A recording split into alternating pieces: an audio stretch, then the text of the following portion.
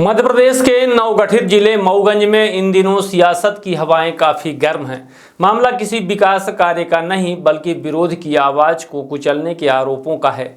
गांधीवादी तरीके से अन्याय के खिलाफ आवाज उठाने वाले 70 वर्षीय मुद्रिका प्रसाद त्रिपाठी और उनके बुजुर्ग सहयोगियों को धारा 151 के तहत जेल में ठूंसा गया है।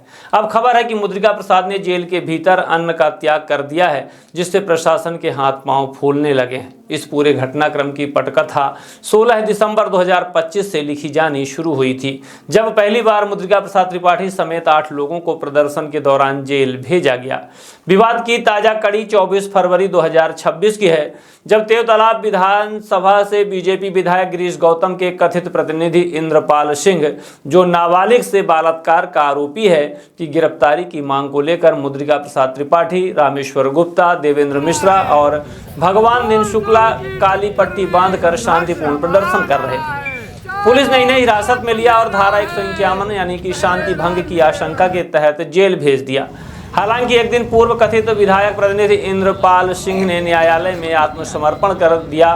मुद्रिका प्रसाद त्रिपाठी के अधिवक्ता पंकज मिश्रा के अनुसार त्रिपाठी गौभक्त हैं और बिना गौ दर्शन के अन्न ग्रहण नहीं करते।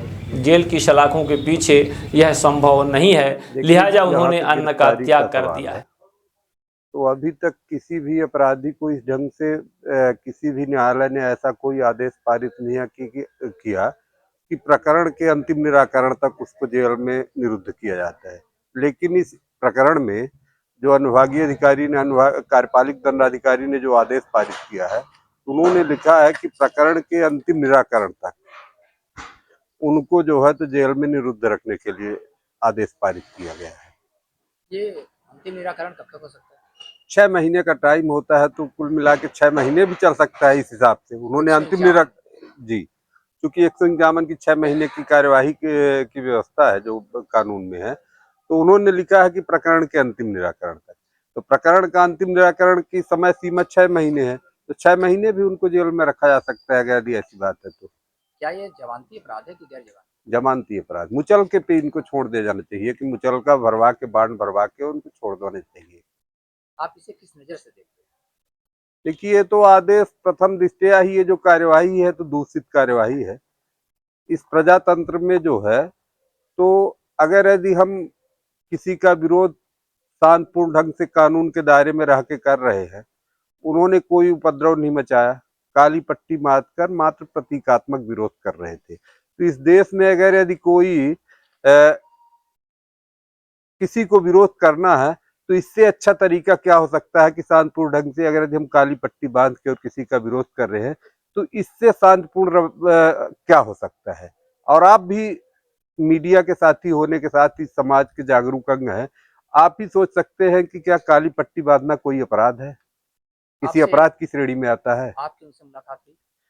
अभी परसों उनके स्वजन लोग मेरे पास आए कोर्ट में, उन्होंने बताया कि त्रिपाठी जी का स्वास्थ्य डाउन है, तो कल चूंकि रविवार था तो कल मुलाकात नहीं हो सकती थी, तो आज मैं गया और उनसे मिला। तो उन्होंने उनका स्वास्थ्य देखे तो उनका स्वास्थ्य काफी डाउन था। उन्होंने बताया कि देखिए, मैं गौव्रती हूँ, अब बिना गौ के दर्शन के भोजन नहीं करता हूँ, और उन्होंने अन्न जल का त्याग कर दिया है। सिर्फ जल बस ले रहे हैं, अन्न का त्याग कर दिया है। तो जेल प्रशासन से आपकी बात? हमने जेलर साहब से बात की इस संबंध में। उन्होंने कहा कि जेल मैनुअल में ऐसी कोई व्यवस्था नहीं है कि हम उनको गौ दर्शन करवा सके पर डे, इसलिए जो है तो ये मुमकिन नहीं है। आप ही बताइए कि मैनुअल में नहीं है तो हम उनको कैसे व्यवस्था करवा सकते हैं। हमने जेलर साहब से कहा कि देखिए, उनका स्वास्थ्य खराब हो रहा है, दिनों दिन खराब हो रहा है। बोले कि जेल मैनुअल से हट के हम भी कुछ नहीं कर सकते, आप लोग जमानत का प्रयास करिए कि जमानत हो जाए। 78 वर्ष की आयु में रामेश्वर गुप्ता जैसे बुजुर्गों को होली जैसे त्योहार पर भी जमानत न मिलना मऊगंज की गलियों में चर्चा और प्रशासन के प्रति नाराजगी का विषय बना हुआ है।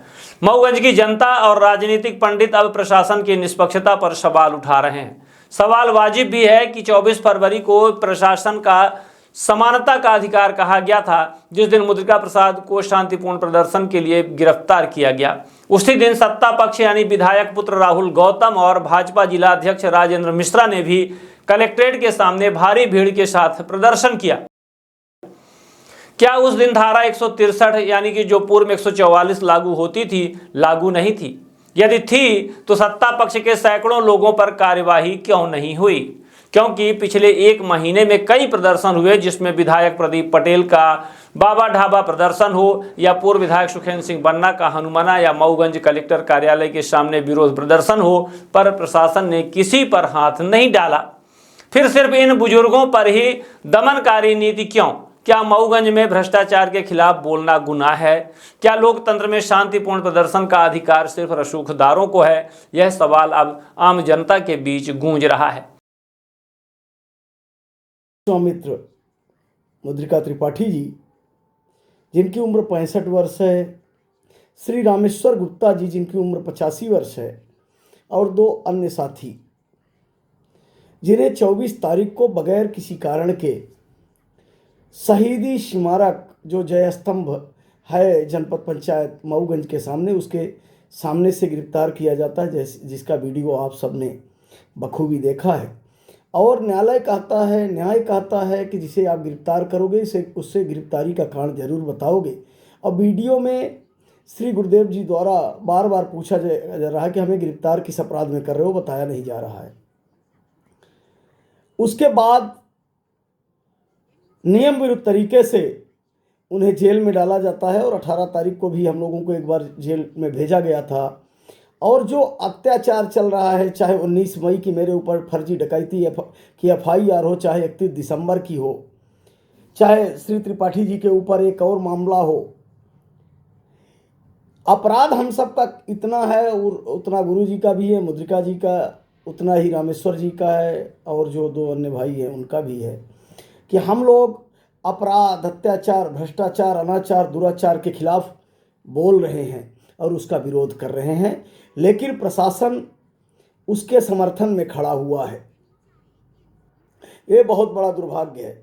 सबसे बड़ी बात यह है कि श्री मुद्रिका त्रिपाठी जी जेल के अंदर अन्न का त्याग करके हैं, और अगर उनके जीवन के साथ कुछ होता है उसकी संपूर्ण जिम्मेवारी मऊगंज जिले के कलेक्टर श्री संजय जैन जी की होगी, क्योंकि उन्होंने नियम विरुद्ध तरीके से अपने पद का दुरुपयोग करते हुए श्री मुद्रिका त्रिपाठी जी को जेल भेजवाया है। नियम विरुद्ध तरीके से 163 के वायलेशन में हम सबको जेल भेजा था। नियम विरुद्ध तरीके से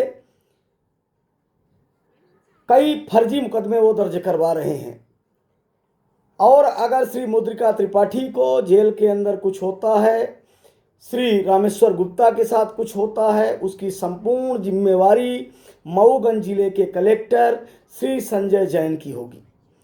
और कुछ ऐसे राजनीतिक लोग हैं कि अगर गलत को गलत कहो तो बुरा मान जाएंगे, लेकिन वो बुरा करने से उन्हें बुरा नहीं लगता है।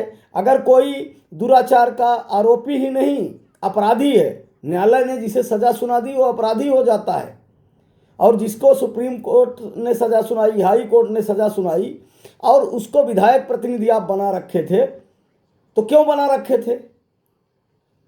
क्योंकि पास्को जैसा संवेदनशील मामला, नाबालिग के साथ दुराचार जैसा मामला बेहद ही गंभीर है, और अगर उस आरोप में कोई भी हो उसे उपकृत कर रहे थे, मतलब अप्रत्यक्ष रूप से उस बात का समर्थन कर रहे थे, चाहे जो हो, मैं नाम किसी नहीं लेना चाहता, वो नाम किसी से छुपा नहीं है, लेकिन आप सबसे निवेदन है कि ये बात आप सब उच्च स्तर तक पहुंचाएं कि अगर श्री मुद्रिका त्रिपाठी जी को बार बार कह रहा हूं, कोई कुछ भी जेल के अंदर होता है उसकी संपूर्ण जिम्मेवारी मऊगंज जिले की कलेक्टर की होगी।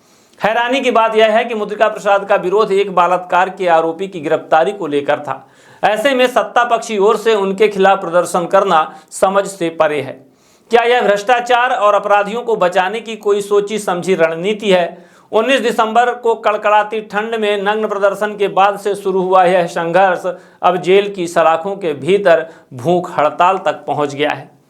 अब प्रशासन की साख दांव पर लगी है कि एक मामूली जमानती धारा 151 में बुजुर्गों को लंबे समय तक जेल में रखना और उनकी जमानत याचिका पर टाल मटोल करना प्रशासन की कार्यप्रणाली को संदेह के घेरे में खड़ा करता है। मुद्रिका प्रसाद त्रिपाठी की जिद और बिगड़ता स्वास्थ्य आने वाले दिनों में मऊगंज पुलिस और जिला प्रशासन के लिए बड़ी मुसीबत बन सकता है।